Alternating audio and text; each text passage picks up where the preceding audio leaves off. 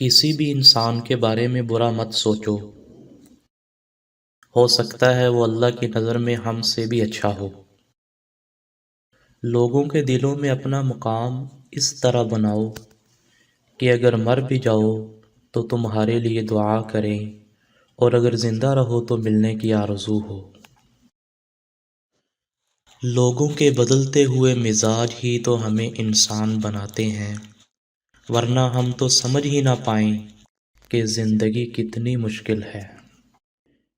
ڈگریاں در حقیقت تعلیمی اخراجات کی رسیدیں ہوتی ہیں، ورنہ علم تو وہی ہوتا ہے جو انسان کے عمل و کردار سے ظاہر ہو۔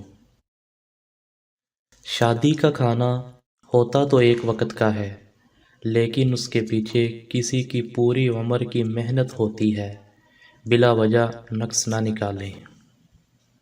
اگر اللہ تمہارے ذہن سے کسی کا خیال نہیں نکال رہا تو اس بات کا اشارہ دے رہا ہے کہ اپنی دعاؤں کا سلسلہ جاری رکھو۔ جو نصیب میں ہے وہ چل کر آئے گا، اور جو نصیب میں نہیں وہ آ کر بھی چلا جائے گا۔ کچھ لوگوں سے تعلق بڑھا کر ان کی حقیقت کھلنے کے بعد انسان سوچتا ہے کہ فاصلوں میں کتنا سکون تھا۔ اس دنیا کی سب سے پرانی، طویل اور مشہور شاہراہ کا نام صراط مستقیم ہے، جس پر چلنا بہت دشوار ہے۔